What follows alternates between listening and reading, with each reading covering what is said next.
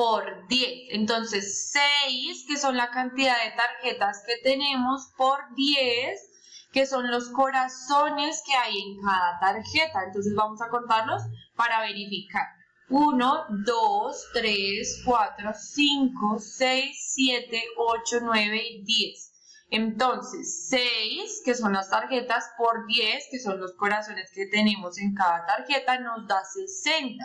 Entonces, a este número 6 se le agrega este 0, que es del 10, y nos queda 60. Entonces, para multiplicar un número por 10, se añade un 0 a la derecha del número, como podemos ver en este ejemplo.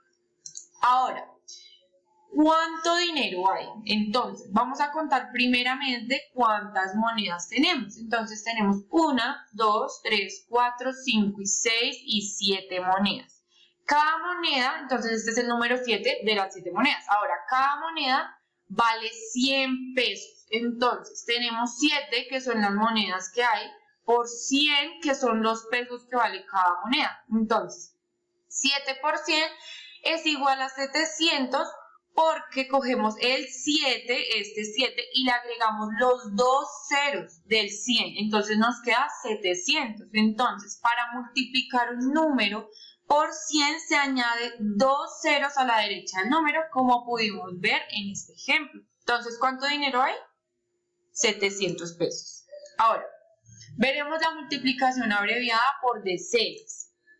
Entonces, se compraron colores para 9 niños. ¿Cuántos colores compraron? Para saber cuántos colores compraron, multiplicaremos 9 por 50. A cada niño le compraron 50 colores. Entonces, ese es el 50 y el 9 son la cantidad de niños a los que le compraron los colores. Entonces, ponemos la operación. 9 por 50. Ahora vamos a multiplicar por la decena. Entonces, multiplicamos 9 por 5. Que es este 5 del 50 y nos da 45. Ahora multiplicamos 45 por 10 para que nos dé el resultado final y esto nos daría 450. Esto quiere decir que si multiplicamos el 9 por la decena del 50, que es el 5, nos da 45 y luego multiplicamos el 45 por 10 y nos da 450. Entonces, para multiplicar un número por 20, 30, 40, 50, etc., se multiplica el número por 2, 3, 4, 5 y el resultado que queda al final se le añade un 0. Es decir, si multiplicamos 45 por 10, le añadimos el 0 y nos queda 450. En total compraron 450 colores. Ahora veremos la multiplicación abreviada por centenas. Entonces, primero plantearemos el problema. Para una torta se necesitan 300 gramos de harina. ¿Qué cantidad de harina se necesita para preparar 4 tortas? Para saber cuánta harina se necesita, calculamos 4 por 300. Recuerden que 300 son los gramos de harina y el 4 de la operación son las 4 tortas que necesitamos preparar. Entonces, 4 por 300. Entonces, vamos a hacer la multiplicación por centenas. Recuerden. Entonces multiplicamos 4 por 3, que es la centena de este 300. Recuerden que este cerito de acá es la unidad, el cerito que le sigue es la decena y el 3 es la centena. Entonces 4 por 3 es igual a 12. Ahora, 12 por 100 es igual a 1200. Esto quiere decir que 4 por 300 es igual a 1200.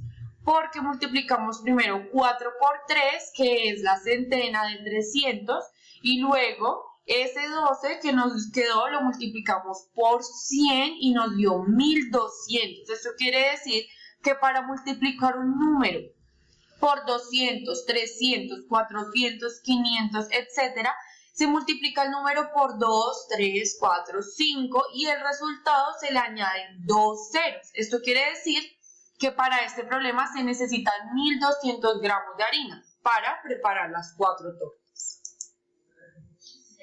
Ahora, veremos qué es la división.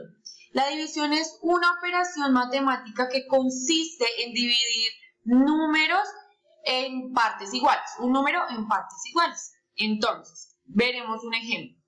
Vamos a contar cuántas bananas tenemos en esta imagen. Entonces tenemos 1, 2, 3, 4, 5 y 6. ¿Listo? Volvamos a contar. 1, 2, 3, 4, 5 y 6. Tenemos 6 bananas. Entonces, estas 6 bananas las queremos repartir en 3 monos. Contemos los monos. 1, 2 y 3. Entonces, ¿cómo vamos a dividir estas 6 bananas en estos monos? Lo veremos a continuación. Entonces, vamos a contar las bananas de nuevo. 1, 2, 3, 4, 5 y 6. Entonces, a cada mono, ¿cuántas bananas le tocaron? 2 bananas, ¿cierto? Cada mono le correspondieron 2 bananas. Entonces, el signo de la división es como una L mayúscula. Entonces, ahora veremos también algunos otros signos que también se usan o se emplean para dividir, como lo son este de aquí y este finalmente. ¿Listo? Ahora veremos un ejemplo de las partes de la división. Entonces, este número que tenemos aquí, este 2, es el dividendo. Esta es la cantidad que queremos repartir. Este 8 es el divisor. Recuerden que estas son las partes que vamos a repartir. Y el cociente es la cantidad que toca cada parte. Ahora, veremos la división indirecta. Entonces, la división indirecta es así. Primero vamos a buscar en la tabla del 2 un número que multiplicado por 2 me dé 2. Entonces, si ustedes tienen ahí las tablas, vamos a mirar y el número es el 1, porque 2 por 1 nos da 2. Entonces, ponemos el 2 aquí y realizamos la resta. Entonces, 2 menos 2 es igual a 0. Listo. Entonces, ahora vamos a bajar este 4 de acá y lo ponemos al lado de nuestro 0. Ahora vamos a multiplicar 2. En la tabla del 2 vamos a mirar que un número multiplicado por 2 nos dé 4. Entonces, 2 por 2 es igual a 4. Entonces, ponemos el 4 aquí y nos quedaría 0, ¿cierto? Entonces, 4 menos 4 es igual a 0. Ese 0 se convierte en esta es la tabla a multiplicar por si ustedes la quieren tener a la mano o también la pueden tener así de manera virtual para realizar las operaciones. Ahora, veremos la división directa. Entonces, esta división es directa porque vamos a mirar en la tabla del 2 nuevamente un número que multiplicado por 2 me dé 2. ¿Listo? Entonces, igualmente, el número que multiplicado por 2 me da 2 es el número 1. Pero como esta es directa, ya no vamos a realizar la resta, sino ya sabemos que no nos queda nada. Este 0 es el residuo, entonces ya no nos queda nada. Y simplemente dejamos el 0. Ya no realizamos la resta porque ya es de manera directa. Ya utilizamos simplemente la mente para realizar esa resta y sabemos que el resultado que nos queda 2 menos 2 es 0. Ahora bajamos el 4 nuevamente, igual que en la operación de multiplicación indirecta y de nuevo miramos en la tabla del 2 un número que multiplicado por 2 me dé 4 y ese número es el 2 y ya sabemos que de residuo nos queda 0, al igual que la operación anterior.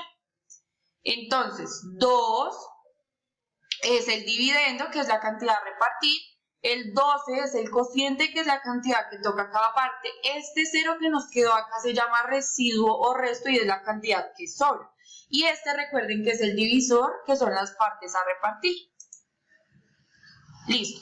Ahora vamos a ver cómo se comprueba una división. Entonces, como vieron la división anterior, entonces vamos a comprobar.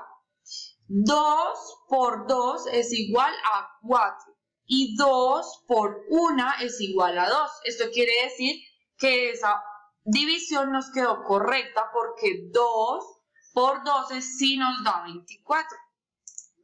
Listo, entonces esta es la manera en la que podemos comprobar una división. Entonces multiplicando el dividendo por el cociente y el resultado debe ser el divisor. Listo. Finalmente veremos los recursos para la enseñanza y aprendizaje de la multiplicación y la división. Uno de estos recursos fundamentales, sobre todo para aprender a multiplicar y para la división también es necesario, son las tablas de multiplicar. Estas las podemos tener en físico o de manera virtual y hay diferentes diseños, más grandes, más pequeños y demás. Asimismo se encuentran de diferentes formas. Por ejemplo, estas son tablas de multiplicar más dinámicas porque permite que los niños utilicen tapas plásticas para acomodar el resultado de manera correcta y así vayan practicando en casa o asimismo en la institución o en el salón. Este también es otro ejemplo que podemos utilizar en la enseñanza de la multiplicación tanto en la escuela como en casa y pueden utilizar palitos de paleta o algunos otros elementos que sean sueltos. Y esta es una multiplicación como en escalera o diagonal que también se lee de manera horizontal o de manera vertical. Listo. El abaco o el abaco, se presenta de estas dos formas. Hay muchas otras, pero estos son los que más comúnmente se utilizan para la multiplicación y la división. Y este es un abaco de 100 perlas. Y este abaco está organizado por unidades, decenas, centenas, unidades de 1000, decenas de 1000 y centenas de 1000. También tenemos juegos de mesa que pues permite que los niños construyan aprendizajes alrededor del pensamiento multiplicativo jugando, y esto es fundamental. Entonces ya saben, podemos utilizar juegos así como los que estoy presentando o pueden buscar algunos otros. También está la caja McKinder, que es una caja grande que se organiza en el centro sobre una base y alrededor se ponen 10 cajitas más. Y en el centro se pueden poner diferentes objetos y plantearles problemas a los niños para que ellos dividan esos objetos en las diferentes cajas que hay alrededor. Otro recurso son las regletas de Cuisenaire, que entonces, por ejemplo, en este ejemplo tienen una tableta naranja que equivale a 10, como lo podemos ver aquí, y entonces la profesora le puede plantear a los niños que de esta tableta de 10 que es naranja, la convierta en cuántos dedos, o sea, de esta rojita, se puede leer. Entonces podemos ver que hay 1, 2, 3, 4 y 5 y estos son de 2. Entonces esta de 10 se puede dividir en 5 de 2. Finalmente tenemos los elementos sueltos que pueden ser chaquiras, tapas plásticas y legumbres o granos como lentejas, arroces, frijoles y demás. También se pueden implementar videos y juegos virtuales como esta, que son las tablas de multiplicar del 2 al 12 o juegos así como la división. Finalmente veremos las estrategias didácticas para la enseñanza de la multiplicación y la división. Bueno, estas son 5 y son fundamentales. La primera es implementar juegos tanto de mesa como virtuales para fomentar ese aprendizaje, tanto individual como colectivo. La 2 es llevar los conceptos a la práctica, siempre procurar que los niños dominen el concepto antes de relacionar las operaciones matemáticas con la vida cotidiana de ellos mismos. E implementar recursos visuales como pósters, tablas de multiplicar en tamaños grandes y un tablero para resolver ejercicios. Esto en el aula de clase claramente y también se puede hacer en casa. El cuarto son materiales manipulativos como herramientas que fomenten el interés para crear nuevos aprendizajes, como lo que veíamos de chaquiras, tapitas y demás. Y finalmente, promover el aprendizaje colectivo. Esto se debe hacer mediante la generación de ambientes de aprendizaje donde prime la pregunta y el trabajo en equipo. Esto permitirá que los niños comprendan que se pueden construir aprendizajes a través del pensamiento multiplicativo, tanto de manera individual como de manera colectiva. Y esto fue todo por hoy en nuestra clase de pensamiento multiplicativo. Nos veremos en una próxima oportunidad. Hasta pronto.